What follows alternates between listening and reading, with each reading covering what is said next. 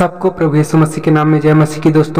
दोस्तों अनिरुद्धाचार्य जी ने ईसाइयों के प्रति जो भड़काऊ बयान दिया था, उससे एक बात तो साफ हो जाती है कि उनके अंदर ईसाइयों के प्रति ईर्ष्या, जलन और क्रोध भरा हुआ है। आपको क्या लगता है, क्या किसी साधु संत या गुरु में मनुष्य के प्रति ईर्ष्या, जलन और भेदभाव होना चाहिए? देखिए, मेरे हिसाब से तो एक साधु या गुरु का स्वभाव यह है कि वह निस्वार्थ और बिना किसी भेदभाव से संसार के हर एक मनुष्य को प्रेम कर सके।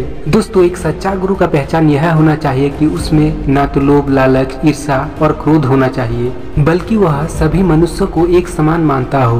दोस्तों, अगर हम उनके धार्मिक ग्रंथ भगवत गीता में क्रोध के बारे में देखें तो वहाँ पर 16 अध्याय 21 नंबर श्लोक में इस प्रकार लिखा है, त्रिविध नरकस्येद्य द्वारण नाशनमात्मनः कामः क्रोधस्तथा लोभस्तस्मादेतत्रयं त्यजेत्।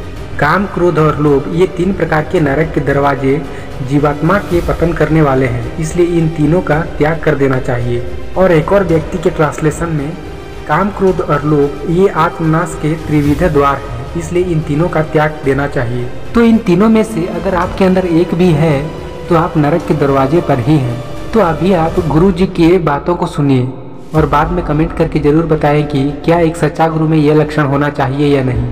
ये क्रिश्चियन लोग जाते हैं, इनकी धर्म परिवर्तन का देखना ट्रिक कैसी है इनकी। ये एक मीठी गोली लेते हैं और एक पैरासीटामॉल लेते हैं, है ना, और ये बोलते हैं, देखो बोलो जय श्री राम, ये बोल देते हैं अपने बच्चे को बुखार है तो ये गोली खिला दो, देखते हैं तुम्हारे भगवान में कितनी ताकत है। अब मीठी गोली खिला दी, बुखार उतरता नहीं, फिर बोलते हैं यीशु का नाम लेके बोलते हैं, पैरासीटामॉल खिला दिया तो घंटे भर में बुखार उतर गई। वो बोली देखो तुम्हारा भगवान तो कुछ नहीं है हमारे।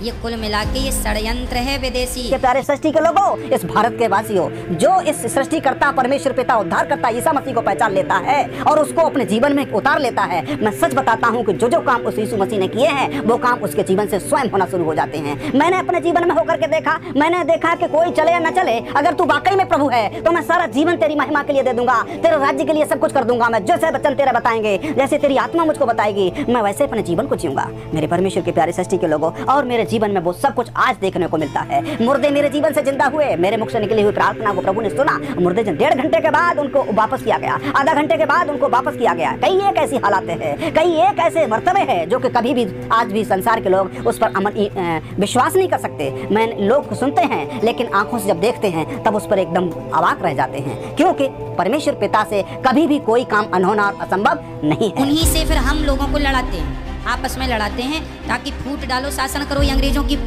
पॉलिसी थी और वही पर वो आज भी काम कर रहे हैं। इसलिए आप सभी हिंदू भाई जाग जाओ और अपने उन भाइयों को बचाओ जो धर्म परिवर्तन करने के लिए मजबूर हैं। और इस यीशु मसीह कोई अलग प्रभु नहीं है, ये कोई देशी और विदेशी प्रभु नहीं है, ये सार्वभौमिक सत्य है। तो उसने सारे संसार के लिए अपनी बाहों को फैलाया और सारे संसार के लिए अपना प्राण सूली पर बलिदान करके हर एक जन को उनके पापों से मुक्ति किया है। कि भाई देखो, यदि आपके भगवान को हरी हर निंदा सुनी, आपको तो एक थप्पड़ तुरंत मार देना चाहिए था उनको। लेकिन वो मेरे से बड़ी थी तो। अरे तो बड़ी थी तो उल्टी बात करेंगे तो पत्थर मार देते।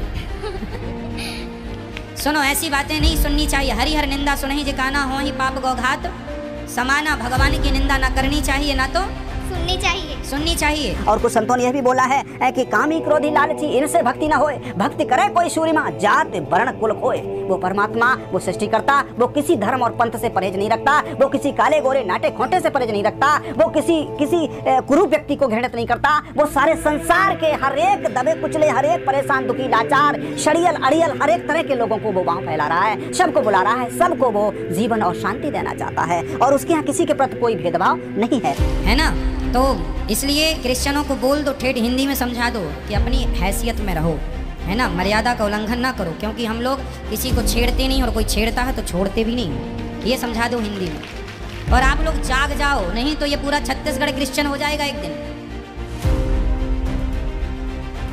इसलिए आप लोग बिल्कुल लग जाओ इस काम में, ठीक है। बेटियां भाई सब लोग लगो, यही धर्म का प्रचार है। आप ईसाई बनने की जरूरत नहीं है, आपको मुसलमान रहने की जरूरत नहीं है, आपको हिंदू रहने की, बनने की, या कोई और धर्म पंथ में आपको कन्वर्ट होने की जरूरत नहीं है, क्योंकि इन सब चीजों से आपका परिवर्तन कुछ नहीं होने का। जैसे एक डिब्बे में से निकले, दूसरे डिब्बे में बैठ गए, कोई फर्क नहीं हुआ। अगर वाकई में आपके जीवन में एक क्रांति का जीवन देखना चाहते हो, लाखों करोड़ों की आप ज्योति बनना चाहते हो, तो आपको अंतरात्मा में उस परमात्मा यीशु मसीह के नाम में सच्चे हृदय से आप अपने जीवन में उसको आमंत्रित करिए। हे प्रभु यीशु, मेरे जीवन में आइए, मैं पापी हूँ, तूने मेरे पापों की कीमत को शतलोक से स्वर्गीय महिमा का ताज छोड़ करके इंसान बन करके आकर के तूने चुकाई है। तूने मेरे पापों के लिए क्रूस पर खून बहाया है। तेरे कोड़े खाने से मुझे चंगाई मिली है। प्रभु, हम जानते हैं कि तू इस मनुष्य वंश का उद्धार करता है। प्रभु, मेरे जीवन में आइए और प्रभु मेरे जीवन से अपनी महिमा होने दीजिए। तमाम लोग हमारे भाई बहन हैं प्रभु, इस संसार में जो नाश हो रहे हैं, भक्ति का भेष तो धरे हैं, भक्ति का रूप तो धरे हैं प्रभु, बड़ा भजन भक्ति में लीन है, धन दौलत तन मन से लगे हैं, लेकिन प्रभु उन्हें इस अंधेरे से निकालने की हमें सामर्थ शक्ति दीजिए प्रभु, ताकि वो भी जगत की ज्योति बने और हर एक दीवार से बंधन से मुक्त होकर के परमात्मा तेरी महिमा के लिए सब कुछ करने लायक हो जाए। इच्छा आपकी पूरी हो पिता परमेश्वर के चरणों में उद्धार करता यीशु मसीह के नाम से। दोस्तों, इस वीडियो के माध्यम से आप लोगों को इतना तो पता चल ही गया होगा कि अनिरुद्धाचार्य जी एक सच्चा गुरु या धर्मयाजक हो ही नहीं सकते, क्योंकि एक सच्चा गुरु हमेशा हर मनुष्य को प्रेम और दया करता है, किसी के प्रति ईर्ष्या जलन या भेदभाव नहीं रखता। अगर हमारे अंदर किसी के प्रति प्रेम नहीं तो हम सच्चा गुरु ही नहीं, वरन परमेश्वर के सेवक ही नहीं है। एक सच्चा गुरु तो वही होता है जो पूरे संसार के मानव जाति की कल्याण की कामना करता है, जैसे कि साधु गौतम जी बताते हैं। दोस्तों, अगर अभी तक हमारे चैनल को आपने सब्सक्राइब नहीं किया है तो जरूर सब्सक्राइब करें, ताकि आपको ऐसे भी आगे और भी वीडियो देखने को मिलती रहे। मिलते हैं एक और नए वीडियो में। परमेश्वर आप सबको आशीष दे।